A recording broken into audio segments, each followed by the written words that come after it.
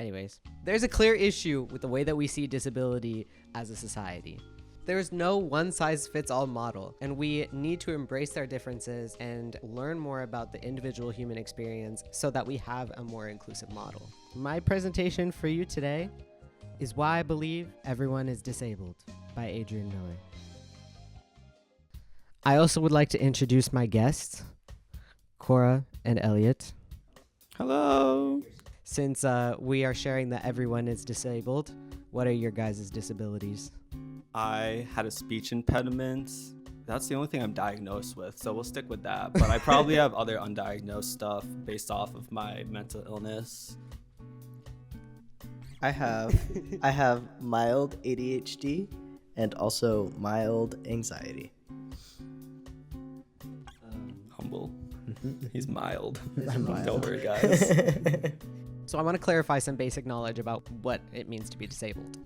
Section 1. What does it mean to be disabled? Taking apart the word itself, disability, dis meaning reverse of, and the root word meaning the possession of a skill or means of doing something. So disability, yes, it means not being able to do something. Have you ever needed glasses? That is a visual impairment. Have you ever had anxiety so bad that you couldn't function? That is a mental impairment. Have you ever broken a leg? You were temporarily physically disabled. If you have lost Wi-Fi today and you couldn't work, that is technically a societal disability. This specifically really resonates with me because there's no clear line of where someone is considered disabled by today's standards. And what truly makes someone disabled by today's standards is it us? Is it society? If it's society, then tech-related issues would actually bleed into disability, and that can lead into an issues of living in a classist society, etc. But anyways, all that aside, back to my main point. Yes. Is being poor a disability by that standard? Being poor. So you mentioned class. That's why I said that. So that would be, so being poor would be a disability in that case because it is a class. I ain't poor. I'm just monetarily disabled. Exactly. Yes. What if you have someone that's like perfectly able-bodied, who like has Wi-Fi, who doesn't need glasses, like all these different things? Would you still consider them to be disabled? Tell me that not every single person in their life has not experienced not being able to do something at least one point or another in their life.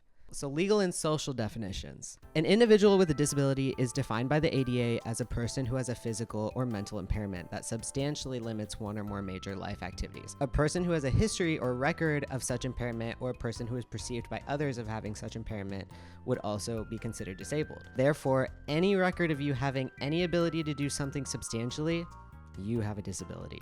Even in your lifetime, as you get older, as you start to be able to not do as much, as you start to be able to lose your fine motor skills and ability to move around as much, those are all considered disabilities. Obviously, there are different things to factor in on how you got your disability, but disability is disability nonetheless. So the spectrum of ability. Everyone's experiences impairment at some point in their lives. Physically and mentally, we all experience differences as human beings to some degree or another. And the way that we look at people standardized is, number one, pretty ridiculous if you think about it. If you think about the differences between two random individuals. And number two, probably only taking into consideration a very small fragment of the whole picture of human beings. It is hard and silly to look at people with the standardized way, and it's hard and silly to even try. So what about disabilities you can't see? Oh, I thought you were raising your hand. No, I have that. You have a disability that you can't see? ADHD. Yeah, that's fair. Roblox. So that's it. So disabilities that you can't see include chronic illnesses, neurodivergence, mental health conditions. I actually have a really funny story about this. I was in the parking lot of like a Trader Joe's or somewhere that a blind person would never want to be. So this woman almost hit me with her car because so this woman was pulling out of her parking spot and she almost hits me with her car. And so I get startled and I'm like, oh my gosh. And I wave my cane at her because I'm walking there, of course. And she gets out of her car and she's like so apologetic. She's like, oh my gosh, I'm so sorry. I didn't know you were blind. Like she was going to hit me if I wasn't. Am I the asshole? Am I? Redditors. Anyways, So she was gonna hit me anyways if I wasn't blind. I don't know why her actions of her seeing my cane suddenly made her have a change of heart. Like, I'm not gonna hit this blind person. I'm not gonna put this blind person's life at risk because I'm not going to assume that they can see me backing up in the parking lot, and I'm gonna look where I'm going instead. No, yeah, that's a great example because like I feel like I work at a car dealership, so I don't care when people are backing up into me. Like I'm so used to almost getting hit by cars that I'm sure I scare people. I just walk around them. But like if you're not at the capability, I can't see anything to my right side. Right. If I'm walking straight ahead and I see somebody with with the backup cam lights, Yeah. I can't see that. Exactly. So like the fact that they were just backing up without looking behind them, It's dangerous out it there, is man. absolutely Incredibly. dangerous. And people should keep that in mind when they are out about. And that's not even like, that is such a small scale example. Like, that's just my own personal example. This kind of stuff happens all the time. So it's good to keep in mind what other people's maybe where they, I don't want to say where they lack, but like we have to pick up as a society where other people may struggle. I feel like just having more awareness. Yeah. Yeah. So having more awareness is a really great thing to keep into account. So why do we view disability the way that we do? A very prominent function in our brain is to separate things into categories and classify them and label them. This function often helps with the organization of information in our minds. Our brains are wired to simplify the world. We categorize things so we don't have to process every piece of information from scratch. So for example, you see a dog, or you think you see a dog. You see a four-legged furry animal. If you perceive that as a dog, like it's standing, I don't know how to stand like a dog. That's good. That's good. If you stand like a dog, you can perceive that as a dog and deem that it's safe. If you see a four-legged furry animal and it looks like a bear and it's doing this at you, you're gonna perceive that as unsafe. This example is really great for basic survival skills, but it's terrible for understanding the complexity of human experience. As we grow as a society, categorizations helped organize work, or it helped define who does what. And it helps us with distributing resources and identifying threats. Historically, this helped society control resources and power, basically who gets access and who gets excluded. But today, it's outdated. It leads to exclusion, which is why we have an issue with it. The world is obviously a lot more complex now, and rigid categories hurt more than they help. So nowadays, labeling people as disabled maintains exclusion. Let's look at the reality of it. When we categorize people, we oversimplify very complex realities.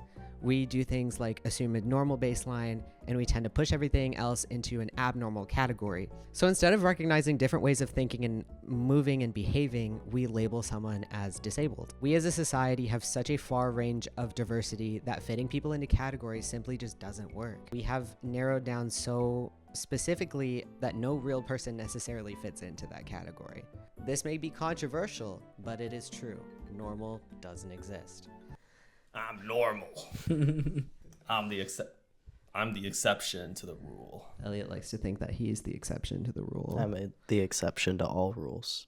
He is the exception. I am the exception. He's exceptional. Thanks. In society, who decides what normal is? It's an arbitrary social construct. Standardized tests, offices, work schedules, and even city layouts are designed for a narrow definition of able-bodied people. If the world was built differently, who would actually be disabled? Instead of asking what's wrong with you, we should be asking things like what's wrong with the world. Sorry. Continue. A person who can't walk isn't disabled. Stairs make them disabled.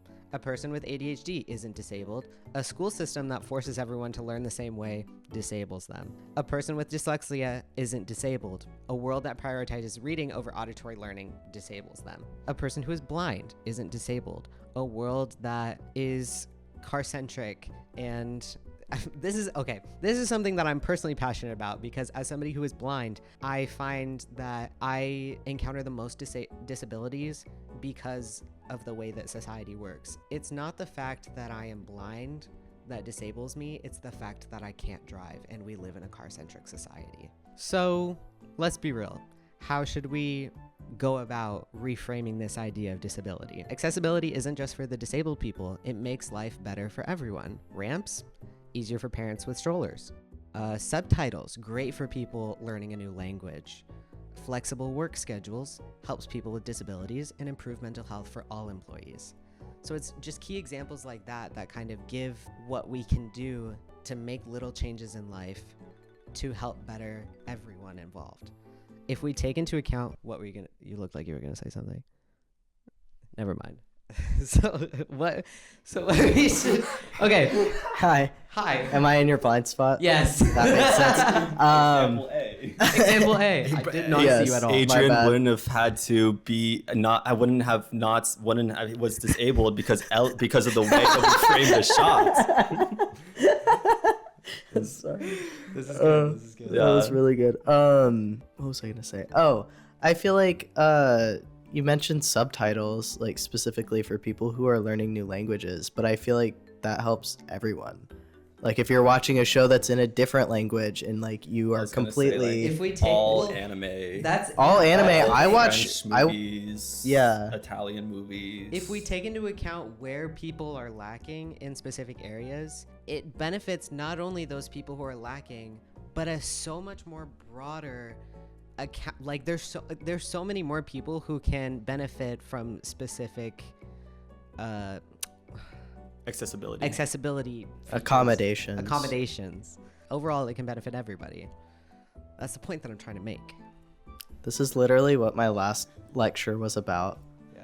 Was like all of these ideas and like just integrating accessibility into things rather than having to like add software, add features, like just having stuff automatically be out of the box accessible, because stuff like captions Yeah. helps everyone. Like I watch shows in English with captions just because it helps Same. me. Yeah. And not only that, but when you are specifically, so disability takes a lot into account, like inclusion, obviously. When you're not included in something, you feel bad. That's a very given thing. So when we are actively putting into account like different ways to access things, we are including everyone in this. And it makes people feel a lot better about themselves. It makes people feel smarter. It makes people feel less guilty for whatever reason that's not their fault. It just makes people feel better about themselves. Something that was brought up in my last class lecture was crosswalks, like having both the auditory signal and the visual signal. Like even for completely able-bodied people, like if they're looking down at their phone, they might not see that the light changed, or if they're having a conversation with a friend. Like just stuff like that is hugely helpful to everyone. Please wait. Wait. Now. Wait. I like it when they Wait. get more aggressive. Wait. Yes. Wait. So yeah, the inability to take into account disability is more harmful than we realize, because there are so many people who fall into this broad category of disability to begin with. In short, if we stop focusing on the way we as humans stray from the norm and instead focus more on a diversity and focus in on our differences, we can broader accommodate for more normal variations between humans. Just to put it into perspective for you, 1 in 4 people in the US have a disability. If we ignore disability, we are ignoring a quarter of the population. And that is just the people who are labeled as such. Another point I wanted to make was that I wanted to include how many people don't seek out disability diagnosis because of the stigma and the obstacles that surround disability. It is a fundamental change that needs to take place. So how is it that we change our ways? This is a whole systemic issue. And I really like to say, don't try and eat the elephant all at once. I have said this many a times. I know that all of my friends have heard it. Don't try and eat the elephant all at once. It's little steps that you take to implement a change that lead up to bigger things and eventually lead to societal changes. So we need to start that movement now. This movement has begun, but we need to further progress it as a society. So how do we change our ways? One thing to change our ways is to ditch the normal mindset. Do a reality check. There is no universal normal. Instead of seeing disability as a deviation, recognize it as a part of human diversity. Challenge stereotypes. When you hear someone say that's not normal, ask according to who? The second thing that we can do, design with accessibility in mind from the start. Accessibility benefits everyone, not just disabled people, as this has been a point in our argument quite a bit. Ramps help wheelchair users and parents with strollers. Captions help deaf individuals and people in loud environments, and anime watchers.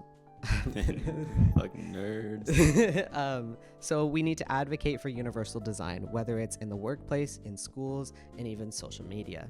This has already been kind of taken further steps with the ADA, but when the ADA was passed, that was a very good kickstart to making it necessary to have accessibility in buildings and in the streets, in society in general. I have noticed specifically with Gilbert, I have beef with Gilbert for not making it accessible specifically for people who are walking on the streets. They don't have sidewalks everywhere they go. And that's really frustrating when you look at it. It's only for the looks, and as you get to a part of town that isn't focused on necessarily looks, the sidewalks just end and it turns into dirt. Somebody who's blind or somebody who is visually impaired, they can't feel the sidewalk anymore. They can't feel the path anymore. So they get lost, and it's very stressful. I can tell from personal experience. Gilbert needs to get better. This is a call out to Gilbert. So anyways, number 3, the third thing that we can do is change the way we talk about disability. Words matter. Saying disabled person instead of a person suffering from a disability shifts the focus from pity to identity. Educate yourself on disability, positive language, and calling out ableist assumptions. This is brave. A really, really good reference that I want to point out here is a TED Talk that I had watched for class. It's called Confronting Ableism. I'll link it in the, I'll do a reference list at the end of this presentation, but it's a really good way to kickstart how to address ableism. Number 4, listen to and amplify disabled voices. Many policies about disability are made without disabled people in mind. This is something that we need to change as a society. Following disabled creators, activists, and scholars, ask them what changes would make a bigger impact. So again, some scholars that I have in mind, I will link in the reference page if you would like to learn more information, but this is some of the steps that they would recommend. Number 5, advocate for policy changes. Laws like the ADA, Americans with Disabilities Act, if you didn't know what the ADA was, helps, but they don't go far enough. Push for stronger inclusion policies in education, healthcare, employment, like flexible work environments, and better public transportation access. Gilbert, this is specifically to you. Build sidewalks. Insane. That bar is so low. What do you mean you can't walk in Gilbert? Number 6. Personal accountability. This is the last point that I'm going to make. It's just be a better ally. Ask yourself things. Am I making assumptions about someone's abilities? Number 1. Am I creating barriers, even unintentionally? Number 2. Instead of saying, let me know if you need help, ask, what's the best way for me to support you? That's a good just reframing altogether and generate. Disability isn't the problem, it's our system that we have in place. If we shift our focus from fixing people to fixing our environment, we all win. Disability isn't the exception, it's part of being a human being. The sooner we design a world that works for everyone, the sooner we all thrive and self-actualize and like do that shit and stuff. Anyways, this is the end of my presentation. We have a list of sources. Yay!